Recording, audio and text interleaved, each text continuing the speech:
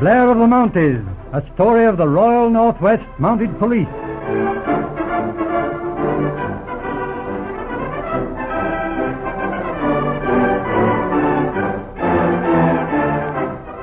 We present the 6th episode in Blair of the Mounties. Imagine a bitter cold winter night in the Northwest Territories. A clear, star-spangled sky and the spruce trees cracking like gunshots in the heavy frost. Inside the Hudson Bay store at Fort McAllister, Sergeant Blair and Angus McGregor are busy over a game of chess, while Constable Marshall sits reading by the stove.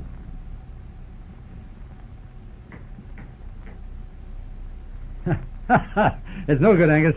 I got you this time. You haven't got a chance. Mon, that's recht nu. You're getting mighty smart at this game. Hold on. What is that? What do you mean, Angus? Well, I thought I heard the dog team. Aye, there it is nu. Yes, that's right. See what it is, Marshal. All right. Hello? Why, it's a woman. Come in, ma'am. I want to... Please, Sergeant. Yes, what is it?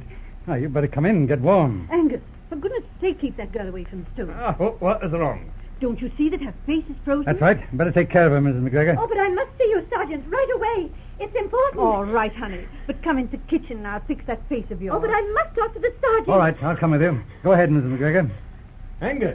Angus, quick, look what's in the sleigh. What is wrong now? Why, it's a baby. She had it in the sleigh with her. But, man, a wee bairnie. I'll be careful, the new. Mercy me, a baby? Goodness, take care now and give it to me. Oh, the poor little thing. Oh, it's all right, Mrs. McGregor. Look at the little beggar laughing. He was all bundled up in the furs. Why, the idea of leaving a baby out in the sleigh. Who is the young woman? Oh, she's all right. She had one ear and part of her cheek frosted, but I got it in time. She's talking to Sergeant Blair now.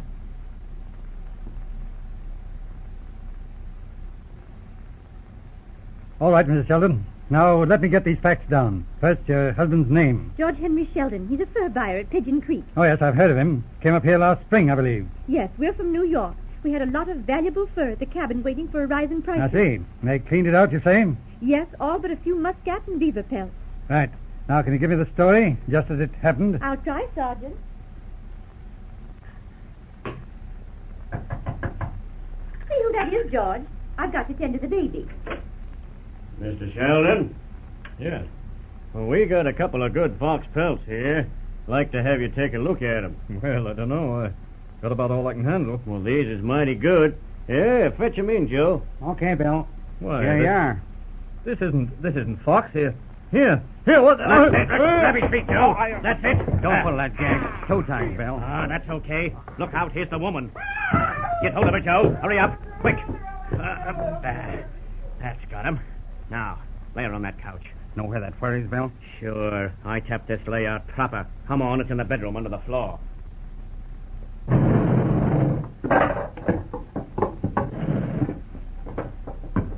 Got it, Bill?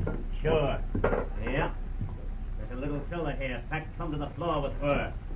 And this guy only buys good stuff. Boy, look at that silver fox.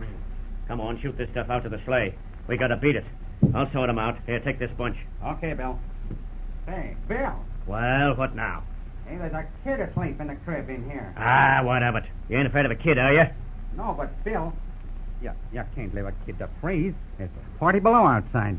Oh, gee, when that stove gets cold with the mother all tied up, it's going to be tough for the kid. Hey, grab this bunch of fur and quit beefing. Ain't getting soft, are you? Well, all right.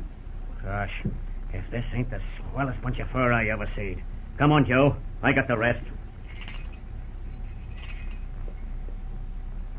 That's the works, Bill. But all we can carry on the sleigh. Yeah? All right, let's get going. Hold on, Bill. I got to go to the cabin again. Well, what for? Oh, it's okay. I left my knife in there. Well, hurry up. Gosh, what a guy to have on a job like this. I say, well, this is a swell bunch of fur. But I never saw a guy like that before, always holding up the works. Okay, Bill. Well, come on, let's go.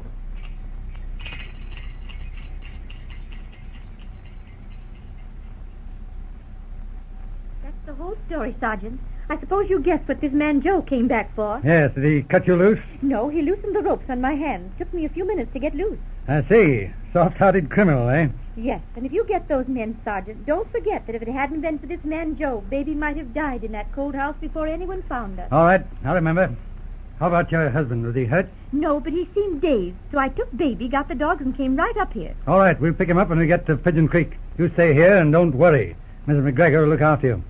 All ready, Marshal? All set, Sergeant. Let's go then.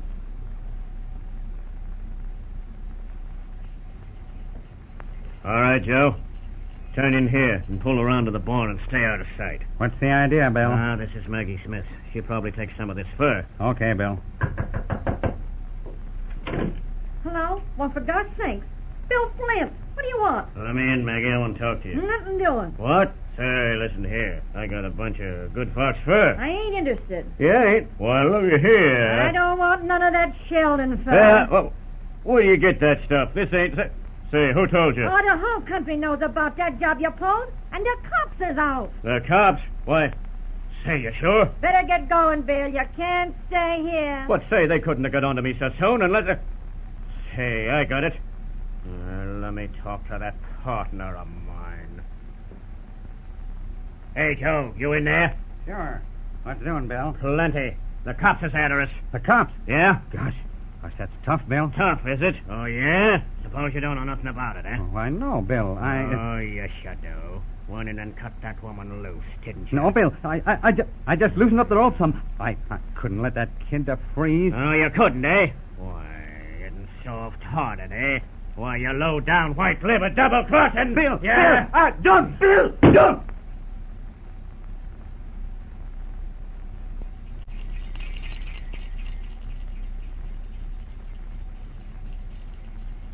How far to Haggets Landing, Marshal? We're pretty close now.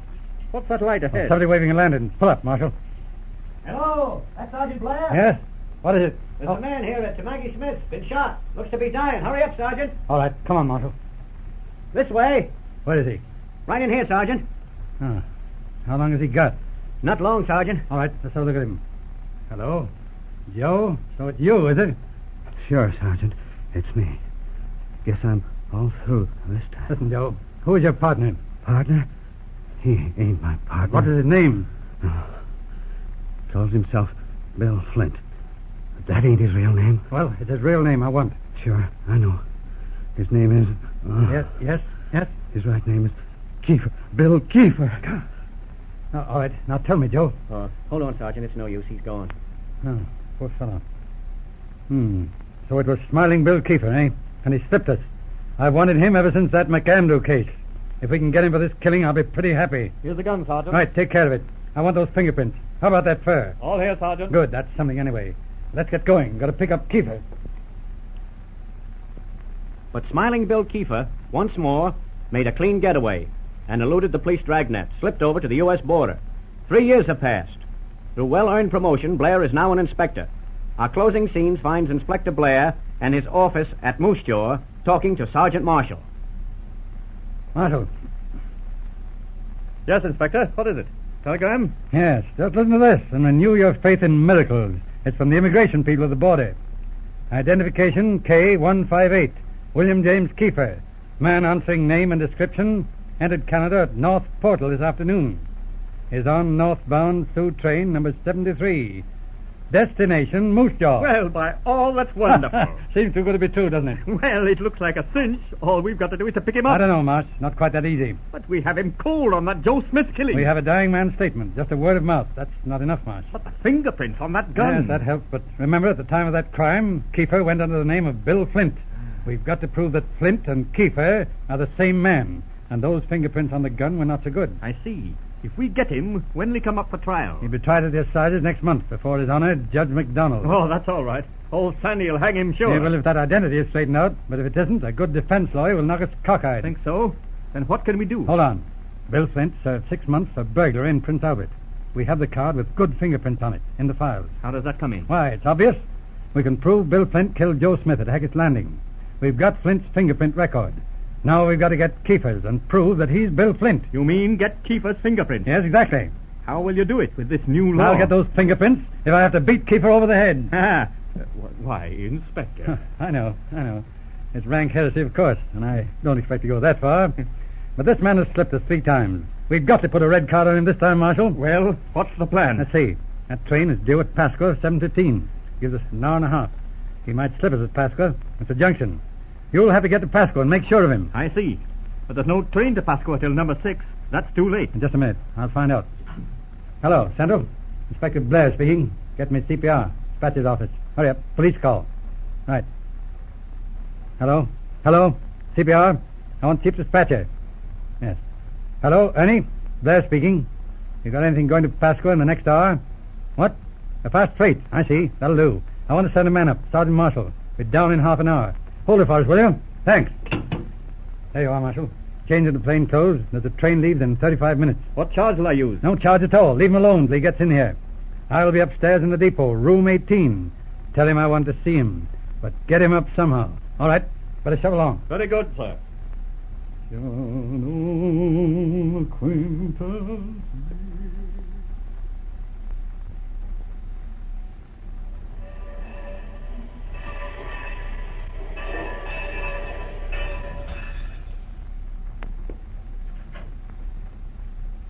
Hello, Marshal.